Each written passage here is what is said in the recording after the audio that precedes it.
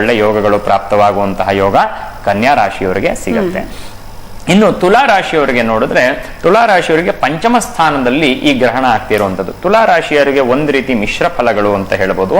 ತುಲಾ ರಾಶಿಯವರಿಗೆ ಯಾಕೆ ಮಿಶ್ರ ಫಲಗಳು ಅಂತಂದ್ರೆ, ಪಂಚಮ ಸ್ಥಾನ ಪೂರ್ವ ಪುಣ್ಯ ಸ್ಥಾನ ಅಂತ ಕರಿತೇವೆ.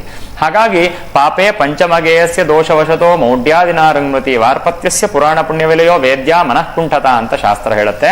ಹಾಗಾಗಿ ಪಂಚಮ ಸ್ಥಾನದಲ್ಲಿ ಮನಸ್ಸಿಗೆ ಕಾರಕನಾಗಿರುವಂತಹ ಚಂದ್ರ ಬಂದ ಅಂತಂದ್ರೆ ಮನಸ್ಸಿನಲ್ಲಿ ವ್ಯಾಕುಲತೆಗಳು ಉಂಟಾಗತ್ತೆ. ಆದ್ರೆ ಗುರುವಿನ ಬಲ ಇರೋದ್ರಿಂದ ಕೆಲಸ ಕಾರ್ಯದಲ್ಲಿ ಅಭಿವೃದ್ಧಿ ಆದ್ರೂ ಕೂಡ ಪ್ರಾರಂಭದಲ್ಲಿ ಎಲ್ಲೋ ಒಂದು ರೀತಿ ಮಾನಸಿಕವಾಗಿರುವಂತಹ ಖಿನ್ನತೆಗಳು, ಅದೇ ರೀತಿ ಡಿಮೋಟಿವೇಟೆಡ್ ಅಂತ ಹೇಳ್ತಾರಲ್ಲ, ಆ ರೀತಿ ಆಗುವಂತಹ ಒಂದು ಮಿಶ್ರ ಫಲಗಳನ್ನ ತುಲಾ ರಾಶಿಯವರು ಅನುಭವಿಸ್ತಾರೆ.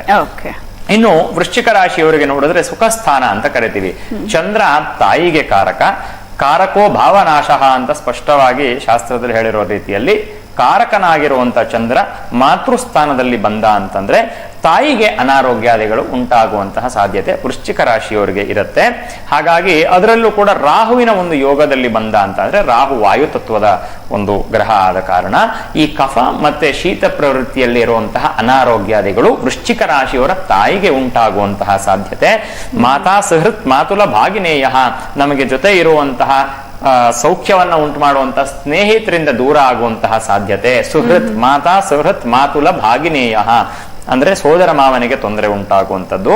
ಮತ್ತೆ ಕ್ಷೇತ್ರ ಸುಖಂ ವಾಹನ ಮಾಸನಂಚ, ಗಾಡಿನಲ್ಲೆಲ್ಲೋ ಸಣ್ಣ ಪುಟ್ಟ ಬೇಳು ಏಳು ಕೈಕಾಲ್ ಪೆಟ್ಟಾಗುವಂತಹ ರೀತಿಯಲ್ಲಿ ಸುಖ ಸ್ಥಾನ ಅಂತ ಕರಿತೀವಿ, ಕುಟುಂಬ ಸ್ಥಾನ ಅಂತ ಕರಿತೀವಿ. ಮನೆ ಕ್ಷೇತ್ರ ಸುಖಂ ಶಯನಂಚ ವೃದ್ಧಿ ಪಶ್ವಾದಿಕಂ, ಮನೆಯಲ್ಲಿರುವಂತಹ ಪಶು ಪಕ್ಷಿಗಳಿಗೆ ತೊಂದರೆ ಆಗುವಂತಹ ಒಂದು ಸ್ಥಾನ.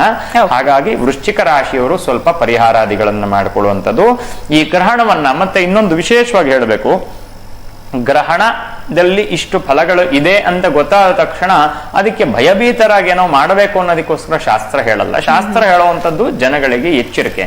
ಯಾವುದೋ ಒಂದು ದಾರಿಯಲ್ಲಿ ಹೋಗ್ಬೇಕಾದ್ರೆ ಹಳ್ಳ ಇದೆ ಅನ್ನುವಂತ ಒಂದು ಸೈನ್ ಬೋರ್ಡ್ ಅನ್ನು ನೋಡಿದ ತಕ್ಷಣ ನಾವೇನ್ ಮಾಡ್ತೀವಿ, ನಾವು ಗಾಡಿಯನ್ನ ನಿಧಾನಕ್ಕೆ ತಗೊಂಡು ಹೋಗುವಂತ ಒಂದು ಪ್ರಯತ್ನ ಮಾಡ್ತೀವಿ. ಸೊ ದಟ್ ಆಗುವಂತ ಇಂಪ್ಯಾಕ್ಟ್ ಕಡಿಮೆ ಇರುತ್ತೆ ಬಿದ್ದಾಗ, ಅಲ್ವಾ? ನಡೀತಿರೋರು ಬಿದ್ರೆ ಆಗುವಂತಹ ಇಂಪ್ಯಾಕ್ಟ್ ಗಿಂತ ಓಡ್ತಿರೋರು ಬಿದ್ರೆ ಜಾಸ್ತಿ ಆಗುತ್ತೆ. ಹಾಗಾಗಿ ನಮಗೆ ಎಲ್ಲೋ ನಮ್ಮ ಜೀವನದಲ್ಲಿ ಬೆಳಕನ್ನ ಹಚ್ಚಿ ತೋರಿಸುವಂತದ್ದು ಜ್ಯೋತಿಷ ಶಾಸ್ತ್ರ. ಮುಂದೆ ದಾರಿಯನ್ನ ಬೆಳಕು ಹಚ್ಚಿ ತೋರಿಸ್ಲಿಕ್ಕೋಸ್ಕರ ಗ್ರಹಗಳ ಚಿಂತನೆಯಿಂದ ರಾಶಿ ಫಲಗಳು ಹುಟ್ಟುತ್ತೆ ವಿನಃ ಹೆದರ್ಸ್ಲಿಕ್ಕಾಗ್ಲಿ ಅಥವಾ ಇನ್ಯಾವುದೋ ಬೇರೆ ರೀತಿಯಾಗಿರುವಂತಹ ಒಂದು ವೈಯಕ್ತಿಕ ಅಭಿಪ್ರಾಯದಲ್ಲಿ ಅಲ್ಲ. ಇನ್ನು ಧನುರಾಶಿಯವರಿಗೆ ನೋಡೋದಾದ್ರೆ, ಮೂರನೇ ಸ್ಥಾನದಲ್ಲಿ ಗ್ರಹಣ ಆಗ್ತಿರುವಂಥದ್ದು ಉಪಜಯ ಸ್ಥಾನ ಅಂತ ಕರಿತೀವಿ, ಭ್ರಾತೃಸ್ಥಾನ ಅಂತ ಕರಿತೀವಿ. ಉಪಜಯ ಸ್ಥಾನದಲ್ಲಿ ಗ್ರಹಣ ಆಗ್ತಿರುವುದರಿಂದ ಕೆಲಸ ಕಾರ್ಯಗಳಲ್ಲಿ ಅವರಿಗೆ ಎಲ್ಲದರಲ್ಲೂ ಜಯ ಪ್ರಾಪ್ತವಾಗುವಂಥದ್ದು. ಮತ್ತೆ ರಾಶ್ಯಾಧಿಪತಿ ಆಗಿರುವಂತಹ ಗುರು ಪೂರ್ಣವಾಗಿ ರಾಶಿ ಮೇಲೆ ದೃಷ್ಟಿಯನ್ನ ಕೊಡ್ತಾ ಇದ್ದಾನೆ. ಯೋ ಭಾವ ಸ್ವಾಮಿ ದೃಷ್ಟೋ, ಯಾವ್ಯಾವ ಭಾವಗಳಿಗೆ ತತ್ತತ್ ಸ್ವಾಮಿಯ ಒಂದು ದೃಷ್ಟಿ ಇದೆ, ಅದರಿಂದ ಭಾವ ಪುಷ್ಟಿ ಅಂತ ಸ್ಪಷ್ಟವಾಗಿ ಶಾಸ್ತ್ರ ಹೇಳೋ ರೀತಿಯಲ್ಲಿ ಭಾವನೆ, ಆ ಭಾವ ತನುಭಾವ ಅನ್ನುವಂಥದ್ದು ದೇಹದಲ್ಲಿ ಇದ್ದಂತಹ ಅನಾರೋಗ್ಯಾದಿಗಳು ದೂರ ಆಗುವಂತಹ ಸಾಧ್ಯತೆಗಳು, ಮತ್ತೆ ಮಾಡುವಂತಹ ಕೆಲಸ ಕಾರ್ಯಗಳಲ್ಲಿ ಯಶಸ್ಸು ಅನ್ನುವಂಥದ್ದು ಸಿಗತ್ತೆ. ಮೂರನೇ ಸ್ಥಾನ ಆದ ಕಾರಣ ಅವರಿಗೆ ಎಲ್ಲಿ ಕೀರ್ತಿ ಜಯ, ಅವರಿಗೆ ಒಂದು ಒಳ್ಳೆ ರೀತಿಯಾಗಿರುವಂತಹ ಗೌರವ ಇಲ್ಲವೋ ಅಲ್ಲಿ ಕೂಡ ಗೌರವ ಮನ್ನಣೆ ಇತ್ಯಾದಿಗಳು ಸಿಗುವಂತಹ ಒಂದು ಸಾಧ್ಯತೆ ಧನುರಾಶಿಯವರಿಗೆ ಇರುತ್ತೆ.